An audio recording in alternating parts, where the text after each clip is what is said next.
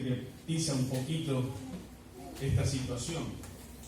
Y situaciones que se pueden dar también a nivel general en nuestra vida. Les invito a ver la Biblia en 1 Samuel. 1 Samuel capítulo 13. Vamos a ver ahí un momento muy particular en la historia del pueblo de Israel,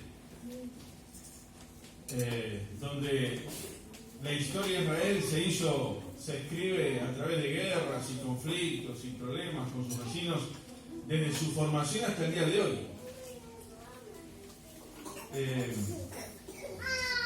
Y ahí 1 Samuel capítulo 13, versículo 1, dice lo siguiente: había ya reinado Saúl un año, cuando hubo reinado 2 años sobre Israel, escogió luego a 3,000 hombres de Israel, de los cuales, estoy leyendo 1 Samuel capítulo 13, versículo 2 ahora, de los cuales estaban con Saúl 2,000 en Micmas y en el monte de Betel, y 1,000 estaban con Jonatán en Gabá de Benjamín. Y envió al resto del pueblo, cada uno a sus tiendas. Y Jonatán atacó a la guarnición de los filisteos que había en el collado, y lo oyeron los filisteos, e hizo Saúl tocar trompeta por todo el país, diciendo: oigan los hebreos. Y todo Israel oyó que se decía: Saúl ha atacado la guarnición de los filisteos. Y también que Israel se había hecho abominable a los filisteos. Y se juntó el pueblo en pos de Saúl en Gilgal. Entonces los filisteos se juntaron para pelear contra Israel. 30,000 carros, 6,000 hombres de a caballo, pueblo numeroso como la arena que está a la orilla del mar. Y subieron y acamparon en Micmas, al oriente de Bet-Aven. Cuando los hombres de Israel vieron que estaban en estrecho, en apuros, porque el pueblo estaba en aprieto, se escondieron en cuevas, en fosos, en peñascos, en rocas y en cisternas. Y algunos de los hebreos pasaron el Jordán a la tierra de Gad y de Galaad. Pero Saúl permanecía aún en Gilgal, y todo el pueblo iba tras él. ¿Qué palabra dice ahí? Temblando. O sea que la situación no era nada auspiciosa, nada fácil. Y él esperó 7 días conforme al plazo que Samuel había dicho.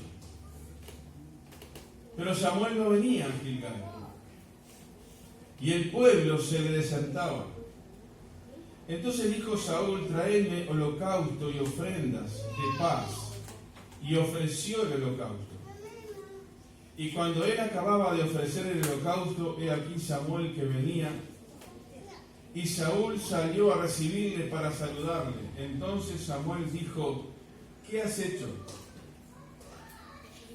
Y Saúl respondió: porque vi que el pueblo se me desertaba, y que tú no venías dentro del plazo señalado, y que los filisteos estaban reunidos en Micmas.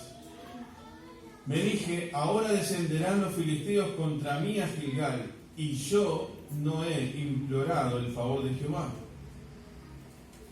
Me esforcé pues y ofrecí holocausto. Entonces Samuel dijo a Saúl: locamente has hecho, no guardaste el mandamiento de Jehová tu Dios que él te había ordenado. Pues ahora Jehová hubiera confirmado tu reino sobre Israel para siempre. Mas ahora tu reino no será duradero. Jehová se ha buscado un varón conforme a su corazón, el cual Jehová ha designado para que sea príncipe sobre su pueblo, por cuanto tú no has guardado lo que Jehová te mandó. Hasta aquí con la lectura. En esta historia o en este momento del pueblo de Israel, donde se encontraba una situación bastante compleja. Samuel se había ido y dijo: voy a volver antes para ofrecer el sacrificio, para invocar el nombre de Dios, para tener la bendición de Dios. La situación no era fácil. Los filisteos, los enemigos, se habían venido en una cantidad. La gente se empieza a asustar, empieza a tener miedo, empieza a desertar y empieza a quedarse como. Empezó a quedarse solo. Tenía ese miedo. Y así, a grandes rasgos, le podemos hacer un poquito más, algún dato más. ¿Cuál es la palabra que, o quizás la idea que puede ir a nuestra mente en este momento en la que se encuentra Saúl?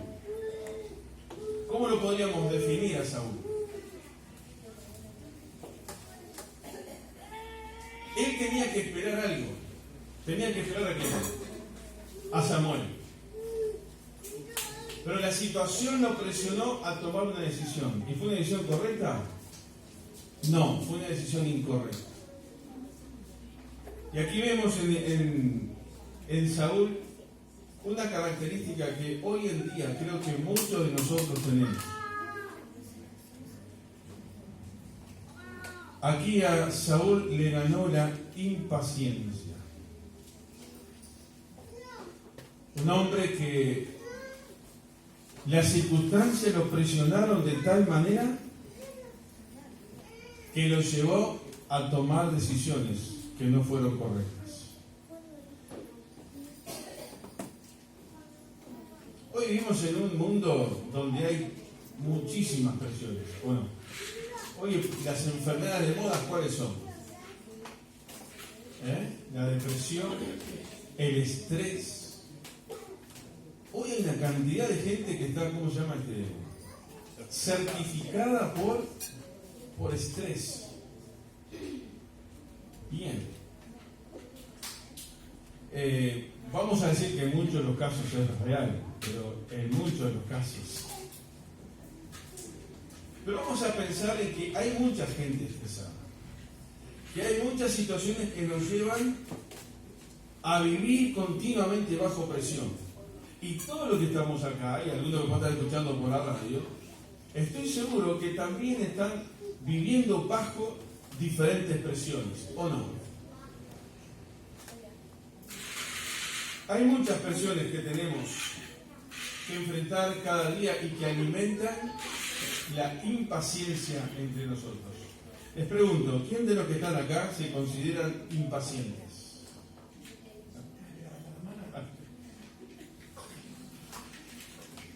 Claro, frente a esa palabra capaz que casi todos se van a levantar la mano. Porque es verdad, somos impacientes. Y si preguntamos quién de los que están acá se considera una persona paciente, ¿cuántos levantarían la mano? Algunos intermedios ahí. Pero me parece que la paciencia y la impaciencia no es una característica permanente en ningún ser humano. Me parece a mí, podré estar equivocado. Hay gente que tiene más paciencia. Hay gente que pierde la paciencia muy rápido. Hay gente que no soporta nada. Y hay otros que aguantan y aguantan y muestran que tienen paciencia. Pero cuando les salta la térmica con todo eso junto, cuidado. Ahora, eso es parte de característica del ser humano. Está en nosotros eso. Y nos pasa eso. Y hay muchas cosas que me hacen pensar en que muchas veces nosotros precisamos pensar un poquito más en este tema de la paciencia o de la impaciencia. Tenemos presiones emocionales, presiones familiares, presiones laborales, presiones ministeriales. Inclusive esto lo traemos al ámbito ministerial, a lo que hacemos dentro de la iglesia. Porque no solamente pensemos en esto como algo que pasa fuera de la iglesia, ¿no? En nuestro ámbito laboral o familiar, sino aquellos que tenemos diferentes responsabilidades en la iglesia, también sabemos, sentimos y experimentamos que muchas presiones.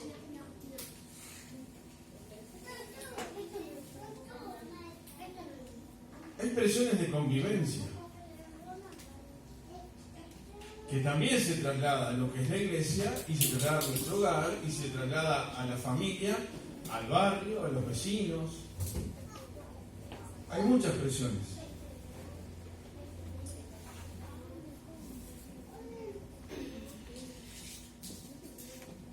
Como una pequeña definición, quiero leer esto. La paciencia es la cualidad de resistir con firmeza, a pesar de las dificultades, del desánimo y de las circunstancias desalentadoras, y a menudo el sufrimiento. O sea, paciencia es la cualidad de resistir con firmeza todas aquellas cosas que nos golpean, que nos pegan. La idea es firme, que me mantengo a pesar de, y no que las presiones me mueven. La impaciencia, podríamos decir, es no saber esperar o enfrentar una determinada situación. A veces la impaciencia puede demostrar de nosotros un cierto grado de inmadurez espiritual. Los niños tienen paciencia. Un niño que tiene hambre, ¿qué hace? Él es muy gráfico, pero el niño que quiere comer va a gritar, y si no sabe hablar va a gritar, él quiere comer, no tiene paciencia. Y decimos, bueno, espera un poquito, él no tiene esa paciencia. Ahora, si cuando tiene 10 años sigue con el mismo berrinche, quiere decir que no ha madurado mucho. Y si tiene 15 y sigue con el mismo berrinche, ¿qué significa? Que no ha madurado lo suficiente. Ahora, ¿qué pasa cuando tenés 20, 25, 30, 35, 40 y seguís con los mismos berrinches? ¿Qué significa? No he madurado nada.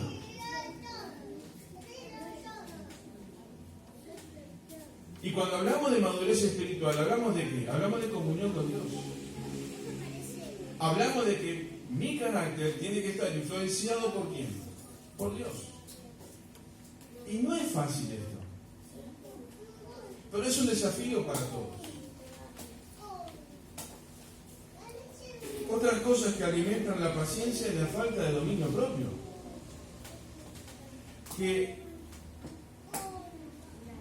una de las formas como se manifiesta el Espíritu Santo en nosotros, ¿cuál es? Dominio propio. Y si un hermano no tiene paciencia y salta por cualquier cosa, ¿qué significa? El Espíritu Santo no se está manifestando en él. Por lo menos en esa faceta. Pero si no se manifiesta en esa, no se va a manifestar en ninguna.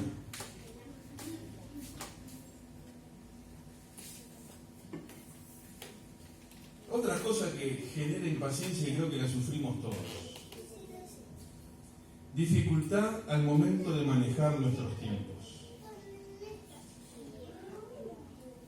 No sé, ¿hay alguien acá que le sea fácil manejar su tiempo? Precisamos mucha sabiduría para esto. A veces porque te sobra demasiado tiempo. También ahí estás mal utilizando el tiempo. Y el tener mucho tiempo libre, ocio, sin hacer nada, eso también es un factor que nos presiona y genera impaciencia en nosotros, porque no estamos ocupados en cosas productivas, en cosas que pueden ser de bendición para otros. Y por otro lado, cuando quizás nos sentimos con energía y nos metemos en 1.000.000 de cosas, y vemos que los tiempos no nos dan, eso que genera impaciencia y genera un ambiente en mí y en quienes me rodean que no es muy agradable, ¿verdad?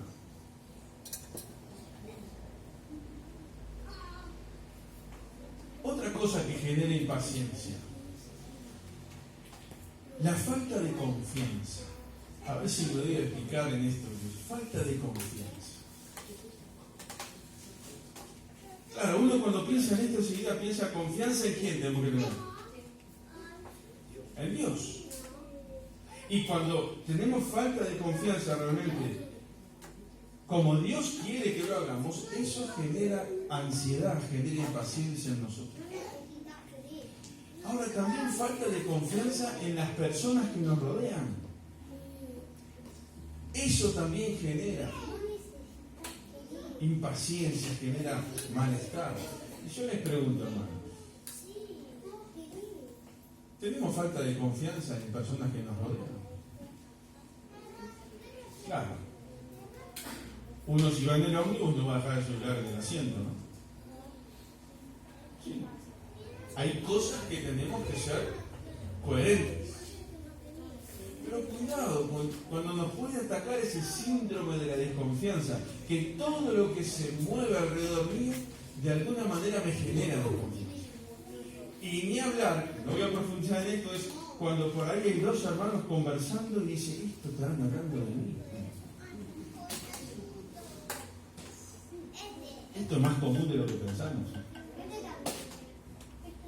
Son cosas que generan impaciencia. Yo más rápido porque uno más, atención. La impaciencia genera, o lo que voy a decir genera impaciencia también, es la desobediencia. La desobediencia genera impaciencia. ¿Por qué? A veces queremos resultados espirituales, pero si hay desobediencia, ¿lo podemos esperar?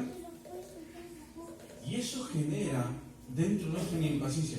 Queremos que se dé algo y por más que hacemos determinadas cosas, y aparentemente a la vista de todos estamos haciendo lo que tenemos que hacer, pero Dios sabe internamente que dentro nuestro hay un grado en algún tema de desobediencia que no permite que Dios prospere.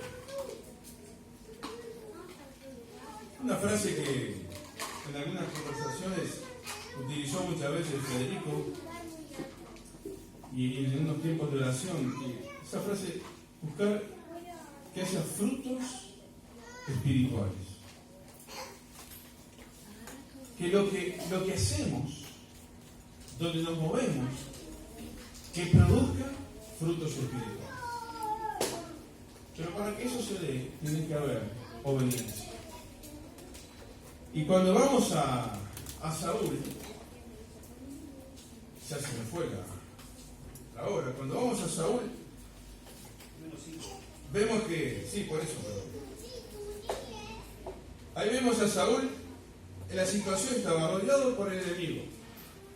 El pueblo estaba asustado, estaba temblando, algunos se estaban volviendo, estaba quedándose solo.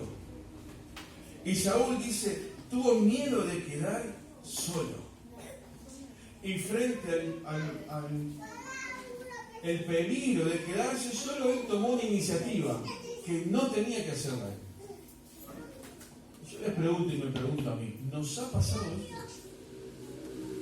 Miedos de quedarnos solos y tomar una decisión que no es la correcta muchas veces. Los adolescentes y jóvenes que están estudiando, los amigos van por un lado, en la clase hace todo un montón de cosas, y si yo no corro ahí, ¿cómo me quedo? Solo. Y no quiero estar solo. Los creyentes Por supuesto que tenemos que mantener la mejor relación posible con aquellas personas de nuestra familia que no son cristianas, ¿o no? Tenemos que amarlos, tenemos que visitarlos, tenemos que preocuparnos por su salvación, tenemos que estar cerca. Pero por estar cerca de ellos no quiere decir que yo tenga que hacer algunas cosas que ellos hacen. Y a veces, no hacer cosas que ellos hacen significa que te vas a quedar ¿qué? Solo. O quizás no te van a participar de alguna cosa. El miedo a quedarnos solos. El tiempo se iba. El tiempo se agotaba. Samuel había prometido llegar, pero aún no llegaba. El tiempo no había pasado, pero el límite se estaba ¿qué? Acercando. Y esta es una idea que Dios muestra de que a veces Dios te hace esperar hasta cuándo, hasta el límite, hasta el momento correcto, que es el momento de Dios. Comenzó, dice el versículo 12 que leímos,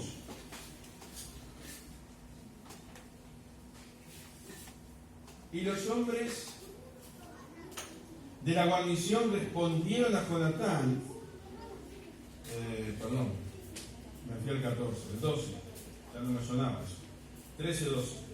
Me dije, ahora descenderán los filisteos contra mí a Gilgal, y yo no he implorado el favor de Jehová. Me esforcé pues y ofrecí sacrificio. Es interesante porque él dice, me esforcé. Pero toda la presión, toda la situación que él tenía, no eran los elementos correctos que lo impulsaban a tomar una decisión. Tomó una decisión bajo presión, tomó una decisión bajo el miedo. No había paz en su corazón. Y hermanos, es bueno que pensemos en esto.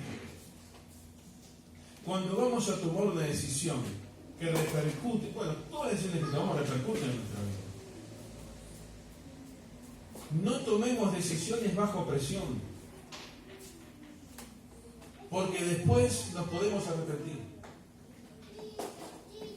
Hay que ver si los elementos que yo tengo en la mesa me ayudan para tomar una decisión correcta. O si los elementos que tengo en la mesa me están presionando y tomo la decisión más rápida, y eso después tiene consecuencias negativas.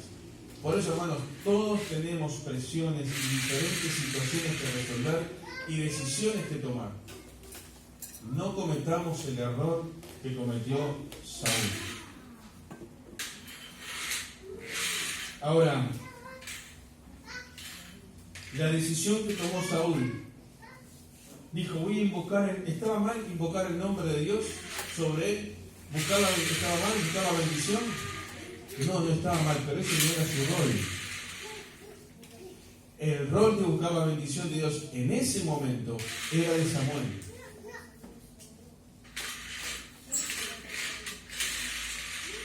Acá hay otra gran enseñanza. No hagas ministerialmente lo que Dios no te pide que hagas. ¿Se entiende esto? A veces queremos hacer cosas que Dios no nos pide que hagamos.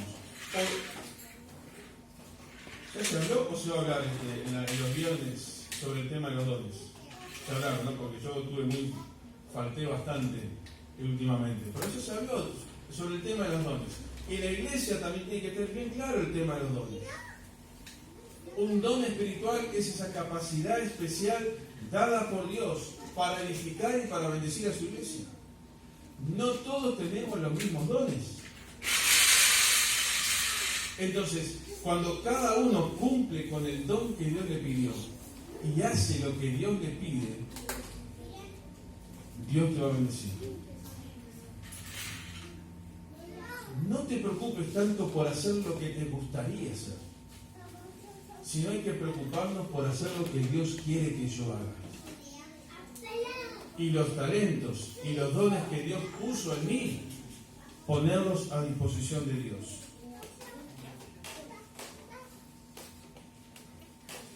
Rápidamente digo, hay tres cosas para cerrar este pensamiento. Para Dios, lo más importante, miren lo que dice el capítulo 15, versículo 22. Capítulo 15, versículo 22, hace una pregunta a Samuel. Y Samuel dijo: ¿se complace Jehová tanto en los holocaustos y víctimas como en que se obedezca a las palabras de Jehová? Ciertamente el obedecer es mejor que los sacrificios, y el prestar atención que la grosura de los carneros. ¿Qué no había entendido Saúl? Que para Dios lo más importante que es la obediencia, no el sacrificio.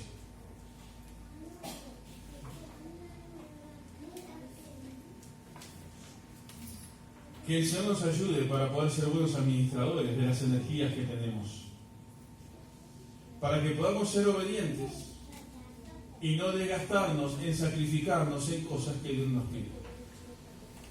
Por ejemplo, quizás a alguien le puede parecer que es más importante poner una buena ofrenda que tener comunión personal con Dios todos los días. ¿Se entiende el ejemplo? ¿Qué es más importante? Capaz que es más fácil poner la ofrenda. Y sin duda es más difícil buscar tiempos de comunión, de lectura, de oración y de estar a solas con Dios todos los días. Es más difícil eso que poner la ofrenda. ¿Qué es lo que Dios más valora? ¿Lo que nosotros podamos dar o el tiempo que vamos a estar con Él? Y con esto luchamos todos. Todos luchamos con esto. Y habrán otros ejemplos. Quizás alguien puede decir: bueno, yo voy a colaborar con la iglesia y voy a ayudar para que los niños tengan tan cosas en el desayuno, o para comprar un mueble, o para poner un aire acondicionado. Pero si Dios me necesita en algún lugar donde tenga que poner mis manos, quizás Dios no va a contar conmigo. Por eso, si hay una buena comunión con Dios, vamos a poder utilizar los tiempos y las cosas que Dios ha puesto en nuestras manos. Otra cosa que no entendió Saúl es que el dueño del pueblo, ¿quién era? ¿Dios o él? Es Dios el dueño del pueblo. Y esto es un tironcito de oreja para el liderazgo en la iglesia. La iglesia no es de los ancianos o de los pastores. ¿La iglesia de quién es? Es del Señor. Líderes de adolescentes. Los adolescentes no son tuyos, son del Señor. Vos tenés que ayudarlos a que ellos crezcan en los caminos de Dios y conozcan a Cristo. Maestros de escuela dominical. Los niños no son tuyos, son del Señor. Dios te puso ahí con una responsabilidad. Y eso lo podemos llevar a todas las áreas del ministerio. Por eso, los dones y los talentos que Dios nos ha dado son para edificación ¿de qué? De la iglesia, del cuerpo de Cristo. El cuerpo, la iglesia es de Cristo. Yo tengo que estar al servicio de. Y cuando entiendo que el liderazgo es estar al servicio de, y no es pararme a mandar, entonces ahí se va a pensar un poquito más si quiero ocupar un lugar de liderazgo o no. ¿Se entiende esta reflexión? Estamos para servir, para bendecir a los demás. Lo último de esta conclusión: el ofrecer sacrificios no era su responsabilidad, ya lo dijimos. Donde Dios me ha puesto, tengo que cumplir mi responsabilidad. En el trabajo donde Dios te puso, tenés que hacer las cosas como bien. Porque aunque otros las hagan mal, yo las tengo que hacer como. Las tengo que hacer bien. Porque ¿quién me está mirando? Me está mirando el Señor.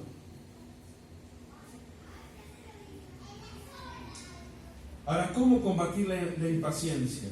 Y lo voy a resumir esto en 5 minutitos. Primero,